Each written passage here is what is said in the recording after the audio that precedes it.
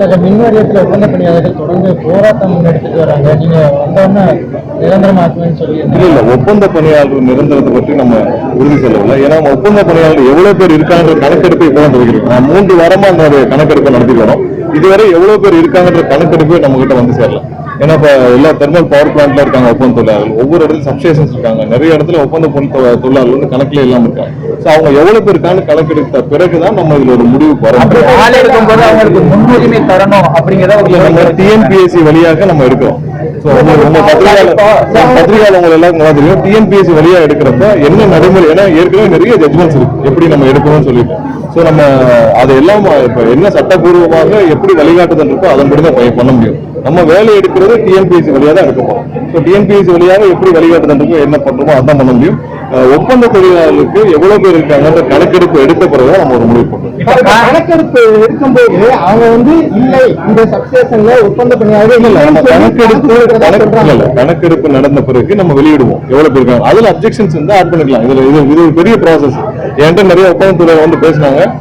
அவங்க விடுபட்டு இருந்தால் அவங்களுக்கு அவங்க எவ்வளவு பேர் கணக்கெடுத்து முடிச்ச வரைக்கும் நம்ம டைம் கொடுக்க வேண்டும். ஏன்னா அப்ஜெக்ஷன் பண்ணலாம் நம்ம வெளியிடுவோம், நம்மளோட அவங்க சிஸ்டம்ல கொண்டு வருவோம். அவங்க எவ்வளவு பேர் இருக்காங்கன்னு தெரிஞ்சுக்க வேண்டிய கட்டாயம் இருக்கு. ஏன்னா எவ்வளவு பேர் இருக்காங்கன்னு தெரிஞ்சுக்கிட்டாதான் எவ்வளவு ஒப்பந்த தொழிலாளர் இருக்காங்க, அவங்களுக்கு என்ன சம்பளம் கொடுக்கப்படுது, அவங்க என்ன ஒப்பந்தத்துல என்ன மாதிரியான பணிகளை செஞ்சுட்டு இருக்காங்க, ஸ்கில்டா அன்ஸ்கில்டு லேபரா இருக்காங்களா, என்னன்னு நம்ம தெரிஞ்சுக்கிறதுக்கான வாய்ப்புகள் இப்ப இருக்கு. அது தெரிஞ்சுக்கிற பண்ணி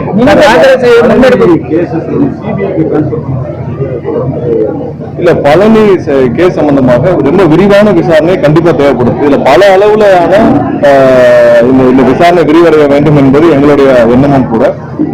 நிறைய பேருடைய தொடர்புகள் இதில் இருக்குன்றது எங்களுடைய கணிப்பாக இருக்குது. இது ஒரு கேஸ் மட்டும் நம்ம சொல்ல முடியும். இது மாதிரி பல இடத்துல இதே மாதிரியான போலி பத்திரங்கள் கடந்த 5 ஆண்டுகளாக மேலாக பல நடந்திருக்குன்னு நாங்கள் சந்தேகப்படுறோம். இது ஒரு இடம் மட்டும் இல்ல, இந்த விசாரணை விரிவடைய வேண்டும். இதுல சம்பந்தப்பட்ட அனைவரும் கண்டிப்பா கைது செய்யணும். இது ஒரு பத்திரம் மட்டும் இல்ல, இது மாதிரி பல இடங்கள்ல பல மோசடி பத்திரங்கள் மோசடியாக பதிவு செய்யப்பட்டுள்ளது. கடந்த 5 ஆண்டுகள்ல நிறைய புகார்கள் வந்திருக்கு. அவர்கள் எல்லாம் கண்டிப்பாக வந்து புகார்கள் தரப்பட வேண்டும். தேவைப்பட்டால் அந்த துறை அமைச்சரிடம் பேசி அதுக்கு தனியாக ஒரு செல்வி ஓபன் பண்ணலாம். ஏன்னா கண்டிப்பா நம்ம வந்து இது தனியா ஒரு கவனம் கொடுக்க வேண்டிய இடம். ஏன்னா நிறைய இடத்துல கோயில் நிலங்கள், அப்புறம் ஏரி, அப்புறம் குளங்கள், நீர்நிலைகள் நிறைய இடத்துல பட்டா பத்திரம் முடிக்கப்பட்டுள்ளதாகவும், நிறைய இடத்துல ரெஜிஸ்ட்ரேஷன் இல்லீகல் ரெஜிஸ்ட்ரேஷன் பண்ணப்பட்டதாகவும் நிறைய புகார்கள் வந்துட்டு இருக்கு. அனைத்தும் துரிதமாக விசாரிக்கப்பட வேண்டும். ஏன்னா பத்திரப்பதிவு துறையில துரிதமாக விசாரிக்கப்பட்டு அந்த பத்திரங்கள்லாம் ஸ்போல்டு பண்ண வேண்டும். எங்கெங்கெல்லாம் போலி பத்திரங்கள், எதனால யார் பண்ண எப்படி பண்ணாங்க, ஏன்னா யாருடைய சம்பந்தம் இல்லாமல் இது நடந்திருக்காது. அந்த பத்திரப்பதிவு இருக்கிற ரெஜிஸ்ட்ராரு, அப்புறம் அதுல யார் அங்க இருந்தாங்க, யார் மூலமா நடந்துச்சு, இது பிறந்த துறையில யாரு டிஸ்ட்ரிக்ட் லெவல்ல இருந்தா, இது அனைத்தும் நம்ம பார்க்க வேண்டியிருக்கு. நிறைய போலி பத்திரங்கள் இப்ப புகாராக வந்துட்டு இருக்கு கடந்த 5 ஆண்டுகள். இது ஒண்ணு மட்டும் இல்ல, நிறைய விசாரிக்கப்பட வேண்டிய இப்ப வந்தவங்க இவ்வளவு பெரிய விசாரணை இதுக்கு முன்னாடி இந்த அரசு நடந்திருக்காங்க. இப்ப இந்த இதுல வந்து நம்ம டிஸ்ட்ரிக்ட் லெவல்ல சஸ்பெண்ட் பண்ணிருக்காங்க. எல்லா இடத்துலயும் விரிவாரத்திற்கு உடனே சிபிசிஐடி கொடுத்துருக்காங்க. கடந்த 5 ஆண்டுகள்ல பத்திரப்பதிவு துறையில நடந்த மோசடி புகார்கள் கொடுத்து 1வது சிபிசிஐடிக்கு போயிருக்காங்க.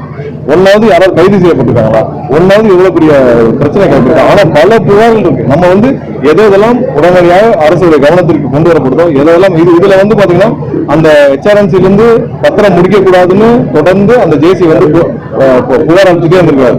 அதையும் மீறி ரெஜிஸ்டர் ஆஃபீஸ் வந்திருக்காங்க. அதுல ஹெச்ஆர்என்சியை நிறைய பேர் ரிலேட் பண்ணி சொல்றாங்க. ஹெச்ஆர்என்சியில அவங்களோட வேலையை அவர் கரெக்டா வந்து அவங்க அப்ஜெக்ஷன் பண்ணிட்டே இருக்காங்க. இந்த பத்திரப்பதிவு வந்து பண்ணக்கூடாதுன்னு சொல்லி ஜேசி வந்து தொடர்ந்து வலியுறுத்திட்டே இருந்திருக்காரு. அதையும் மீறி பத்திரப்பதிவு நடந்திருக்கு. இது மிகவும் நுணுக்கமாக நடந்திருக்கு. நேற்று உயர்நீதிமன்றத்தில் சொன்னது முற்றிலும் ஏற்றுக்கொள்ள வேண்டிய விஷயம். மிகவும் நுணுக்கமாக நடந்திருக்கு. அங்க அதிகாரிகள் மட்டத்திலும் அதுக்கு மாவட்ட மட்டத்திலும் இன்னும் வேற எங்கெல்லாம் தொடர்பு இருக்கோ கண்டிப்பா விசாரிக்கப்பட வேண்டும். அந்த துறை அமைச்சர்களும் இது மாதிரியான எங்கெங்கெல்லாம் போலி பத்திரங்கள் நடந்திருக்கோ அந்தந்த துறை அமைச்சர்கள் கடந்த சில நாட்களாக இது எல்லாத்தையும் எடுத்துட்டு வராங்க. கண்டிப்பா வேற ஏதாவது பொதுமக்கள் கடந்த 5 ஆண்டுகளில் இது மாதிரியான போலி பத்திரங்கள், நீர்நிலைகள், புறம்போக்கு நிலங்கள், அப்புறம் கோயில் நிலங்கள் இது மாதிரியான வந்திருந்தால் கண்டிப்பா கவனத்துக்கு கொண்டு வாங்க. விரிவான விசாரணை நடத்தப்படும். நிறைய கேஸ் ஃபைல் பண்ணாம கடந்த 5 வருஷத்துல ஒரு நாள் சிபிசிஐடி போயிருக்காங்க. இல்ல இதெல்லாம் ஃப்ராட் அண்ட் கேஸ். இது வந்து முறைகேடு, இது வந்து கிரைம் அஃபென்ஸ். இது கண்டிப்பா வந்து கிரிமினல் அஃபென்ஸ், சிவில் டிஸ்பியூட் இல்ல. இது சொத்து பிரச்சனை இல்ல ஃபேமிலி டிஸ்பியூட்லாம் இது வந்து முற்றிலும் கிரிமினல் விசாரணை செய்யக்கூடிய வழக்கு. இது மாதிரி நிறைய இருக்கு. இப்ப நீங்க புறம்போக்கு நீர்நிலைகளா அவங்களுடைய சம்பந்தம் இல்லாமல் நீங்க வந்து அரசுக்கு தெரியாமல் நீங்க பத்திரம் முடிக்கிறது முற்றிலும் குற்ற சம்பவம். அது கண்டிப்பா அது வந்து கூட்டணிக்குள்ள வந்து அன்புமணி ராமதாஸ் பாமக வருகிற பட்சத்துல உங்களுக்கு முன்னாலே ஆதரவு கொடுத்த திருமாவளவனுடைய நிலையாக சார் அந்த மாதிரி எதுவும் யாரும் அனௌன்ஸே பண்ணலையே. இந்த மாதிரியான ஒரு பேச்சுவார்த்தை இருக்கு. அப்படி இருந்தா ஆதரவு பேச்சுவார்த்தை இருக்குன்னு யாரும் இது வரைக்கும் வெளியிடப்படலையே. அந்த மாதிரி எதுவும் சொல்லாத பட்சத்தில் ஏன் யூகத்தின் அடிப்படையில் நான் பதில் சொல்லுவாங்க. சொல்லக்கூடிய இப்ப என்ன சொல்றாங்கன்னா, நாங்க இத்தனை 5 வருஷமா இந்த இடத்த பதிவு செய்ய முடியல, நாங்க பதிவு செய்ய விடாம தடுத்து வச்சிருந்தோம். பரந்தாம வாக்கு பழனி போய் மொட்டை போடுறாங்க. பத்திரப்பதிவுத்துறையில இப்ப நீங்க இது மட்டும் இல்ல, நான் தான் சொல்றேன், இது மட்டும் இல்ல, கடந்த 5 ஆண்டுகள் இது மாதிரி பல மோசடி பத்திரங்கள் பதிவு செய்யப்பட்டது. பல பேர் வந்து இது மாதிரி இன்டர்நெட் எவ்வளவு பேர் சஸ்பென்ஷன்ல இருந்தவங்களும் மீண்டும் போய் அங்க வந்து நிறைய பேர் வந்து சஸ்பென்ஷன்ல இருந்தவங்க திரும்பவும் பணியமர்த்தப்பட்டிருக்காங்க. அதிகப்படியான முறைகள் நடந்து பத்திரப்பதிவுல நாங்கள் இப்போ ஓப்பனா சொல்றோம், பத்திரப்பதிவுத்துறையில கடந்த 5 ஆண்டுகள் இது மாதிரியான மோசடி பத்திரங்கள் இருந்தால் கொண்டு வாங்க. எதெல்லாம் வந்தால் புகாராக தெரிவிக்கும். கண்டிப்பாக விரிவான விசாரணை, கிரிமினல் விசாரணை செய்யப்படும். நிறைய இது எங்கேயுமே வந்து அரசு வந்து முழு அளவுல யாரையும் மன்னிக்க முடியாது. கண்டிப்பா 100% வேற பேசும் ஒரு வாக்கு சொல்றாரு, இது அரசியல் படுத்துறது அப்படிங்கிறது ஆள் பிடிக்கிற வேலை இல்லை அப்படின்ற ஒரு வார்த்தை வந்து அண்ணன் திருமாவளவன் சொன்னது வந்து கண்டிப்பா திமுக இருக்கும். ஏன்னா திமுக செஞ்சு இல்ல திமுக இருக்கும். ஏன்னா ஆள் பிடிக்கிறது அண்ணன் சொன்னது இப்ப திமுக தான் வந்து எல்லா இடத்துலயும் எங்களுடைய எம்எல்ஏக்களை பர்ச்சேஸ் பண்ற வேலையில வழங்கிட்டாங்க. ஒவ்வொரு இடத்துலயும் 40 கோடி 50 கோடி. நேற்று வரை நாங்க திரும்பவும் சொல்றோம், நேற்று வரை இந்த முயற்சி தொடர்ந்துட்டு தான் இருக்கு. திமுக சார்பாக திமுக சார்ந்த நபர்கள் நேற்று வரை இந்த முயற்சியை 40 கோடி 50 கோடின்னு விலை பேசும் வேலைகளை நேற்று வரை செய்து கொண்டுதான் இருக்காங்க. மீண்டும் ஒன்று சொல்றோம், நேற்று வரை பல கோடிகள் கைப்பற்றப்பட்டிருக்கு. இந்த முயற்சியில் ஈடுபட்ட நெட்வொர்க்ல இருந்து நேற்று வரை வந்து பல 2 கோடிக்கு மேல குடிபெற்றிருக்கு. நிறைய இடத்துல இது சம்பந்தப்பட்ட பணங்கள் எங்கெல்லாம் பதுக்கி வைக்கின்றதோ அனைத்து பணங்களும் ரொக்கமாக குடிபெற்றுள்ளது. 2 கோடிக்கும் மேல குடிபெற்றதாக எங்களுக்கும் தகவல் வந்துள்ளது. இன்னும் பல இடங்கள்ல இந்த மாதிரி எம்எல்ஏக்களை பர்ச்சேஸ் பண்ணுவதற்காக கொடுக்கப்பட்ட பணம் வந்து திமுக சார்பாக, அவங்களுடைய தலைமை சார்பாக, செந்தில் பாலாஜி சார்பாக கொடுக்கப்பட்ட பணம் ஆங்காங்கே பதுக்கி வைக்கப்பட்டிருக்கு. அந்த பணங்களை கைப்பற்றும் நடவடிக்கை எடுத்துட்டு வர்றோம். நிறைய இடத்துல இது மாதிரியான பணங்கள் பதுக்கி வச்சிருக்காங்க. இப்போ சொல்றோம், இன்றளவிலும் அந்த முயற்சிகள் தொடர்ந்து கொண்டுதான் இருக்குது. திரு ஸ்டாலின் அவர்கள் கண்டிப்பாக இந்த முயற்சியை கைவிட வேண்டும். இல்ல என்னன்னா இல்ல அது தெளிவாதான் அங்கிருந்து வந்த கூட்டணியில் இருந்த கட்சியில் சொல்லியிருக்காங்க. அதாவது கூட்டணி இருந்த கட்சியில் என்ன சொல்லியிருக்காங்க, திரு எடப்பாடி அவர்களும் திரு ஸ்டாலின் அவர்களும் இல்ல அது முயற்சி தான் நடக்குது. அதாவது அவங்களுடைய கண்டிஷன் இல்ல, எம்எல்ஏக்களும் நீங்க பலம் பேசும்போது அவங்க கண்டிஷன் என்ன பண்றாங்க, சபாநாயகருக்கு எதிராக நாங்கள் வந்து நம்பிக்கை வாக்கெடுப்பு கொண்டு வரோம், அதற்கு எதிராக நீங்கள் வாக்களிக்க வேண்டும். அது வாக்களிச்சாலே அரசை டிஸ்மிஸ் பண்றோம், அரசுக்கு எதிராக பண்றோம். அதை தானே அவங்களோட முயற்சி. அந்த முயற்சியை வந்து அவங்க கொண்டு வருவதற்காக விலை பேசிட்டு இருக்காங்க. அவர்களுக்கு தேவை இன்னைக்கு வந்து சும்மாவா திரு அனிதா ராதாகிருஷ்ணன் சொல்றாரு, நாங்கள் வந்து எங்களுடைய திருச்சி சிவா வந்து எப்போ வேணாலும் மத்திய அமைச்சர் ஆவாங்க. எந்த நம்பிக்கையில சொல்றாரு மத்திய அமைச்சர் ஆவாங்க? மத்திய அமைச்சர் ஆவார்னா நீங்க பேச்சுவார்த்தை முடிஞ்ச பிறகுதான் மத்திய அமைச்சர் ஆகும். அப்ப இவர்களுக்கு என்ன உறுதி சொல்லப்பட்டது? நீங்க சும்மா வந்து ஒரு முன்னாள் அமைச்சர் திமுக சார்பாக இன்னைக்கு வந்து அவர் தான் இது வரைக்கும் பேசாதவர் இன்னைக்கு பேசுறாருன்னா அவருக்கு என்ன கொடுக்கப்பட்ட அசைன்மெண்ட்? இன்னைக்கு வந்து அவர் என்ன சொல்லுவாரு, எங்களுக்கு பின்னால் பிஜேபி இருக்கிறது, திமுக பின்னால் பிஜேபி இருக்கிறது, அதனால நாங்கள் வந்து அசைக்க முடியாத சக்தின்னு சொல்ல வராரா? அதான் சொல்ல வராரு. எங்களுடைய திருச்சி சிவா வந்து மத்திய அமைச்சர் ஆவான்றாரு. இது கவனிக்கப்பட வேண்டிய விஷயம், சாதாரண விஷயம் இல்லை.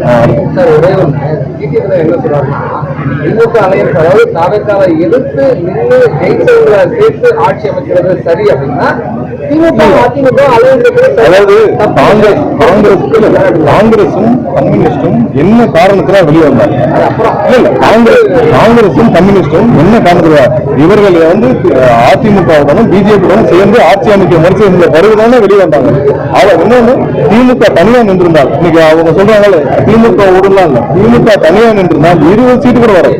திமுக எப்பயுமே தனிப்பெரும்பாலும் அவங்க வந்து 18, 19, 20% தாண்டதில்லை.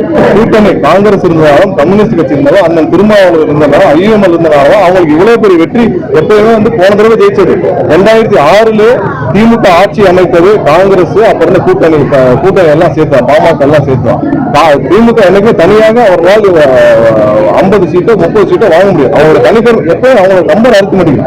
இப்ப போன தடவை ஆட்சி அமைத்து ஏன் 2011 2014 அவ்வளவு பெரிய படுதொழியா இருந்தாங்க.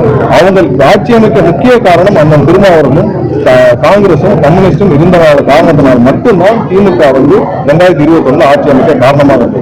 சோ அவங்க இவ்வளவு தூரம் சீட்டு வாங்கினதான் காங்கிரசும் கம்யூனிஸ்டும் அண்ணன் திருமாவும் இல்லையா அவங்க 20 சீட்டுகள் வாங்கிருக்காங்க. அதான் உண்மை.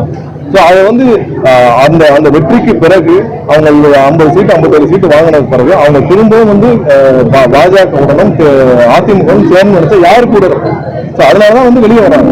அதுல எந்த தவறும் இல்லையா. அவங்க கொள்கைக்கு எதிராக அவங்க போய் செய்யறதுக்கும் மக்கள் தீர்ப்புக்கு எதிராக செயல்படுறதுக்கும் விருப்பமெல்லாம் வெளியே வராங்க. திமுக சொல்ற காரணம் ஏதாவது ஏற்றுக்கொள்ள மாதிரி இருக்கா. அவங்க அதிமுக பிஜேபி கூட சேர்ந்து ஆட்சி அமைச்சால் யாராவது ஏற்றுக்கொள்வாங்களா?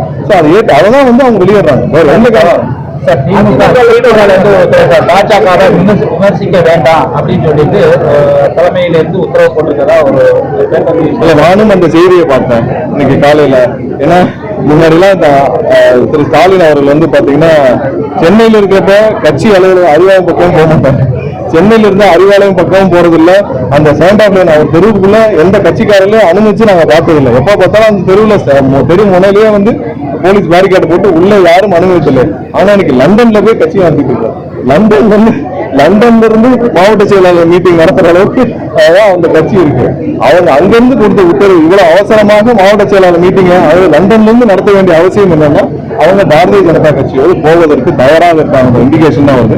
அது இல்லாமல் அங்கிருந்து யாரும் பாஜகவை விமர்சிக்க வேண்டாம் அப்படின்ற இண்டிகேஷன் கொடுத்திருக்காங்க. இன்னைக்கு செய்தித்தாள்கள்ல பல வந்திருக்கு. இதெல்லாம் அனிதா ராதாகிருஷ்ணன் சொல்லியிருக்காரு. அவங்க அங்க போறாங்க. இது இந்த மாதிரியான ஒரு சூழ்நிலையில் எப்படி அவர்களோடு இருந்த கூட்டணி கட்சிகள் பயணிப்பாங்கன்னா நம்ம பாக்குறோம். இதற்கு மேல சூழ்நிலை முடிவை திமுக எடுக்குமானால் இதுதான் அவங்களுடைய கடைசி அத்தியாயம். அதே போல காங்கிரஸ் முன்னெடுக்கக்கூடிய போராட்டங்கள்ல திமுக கலந்துக்க கூடாது அப்படின்னு ஒரு உத்தரவு போட்டிருக்கிறதா ஒரு தகவல் இருக்கு. இல்ல இது எல்லாமே அவங்களுடைய திட்டங்கள் தானே. இதெல்லாம் சென்ஸ் பண்ணி தானே இதெல்லாம் அவங்க பேசப்பட்டனால தானே அவங்க பாஜக உடனும் அதிமுக சேர்ந்ததுனால இவங்க வெளியே வந்தாங்க. கூட்டணி கட்சிகளை எதுக்காக வெளியே வந்தாங்க? அவங்க யாரும் திமுக இந்த நேரத்துல கைவிட்ட வேண்டிய அவசியம் இல்லையா. அவர்கள் இப்படி தவறான முடிவு எடுத்தால் அந்த முடிவிற்கு அவர்கள் என்ன சூழ்நிலைமோ அவங்க குடும்பத்தை காப்பாற்றிக் கொள்ள, அந்த குடும்ப சொத்துக்களை காப்பாற்றிக் கொள்ள அந்த முடிவு எடுக்கலாம். திரு ஸ்டாலின் அவர்கள் மற்றவர்கள் மற்ற கட்சியினர் அந்த கொள்கைக்கு எதிராக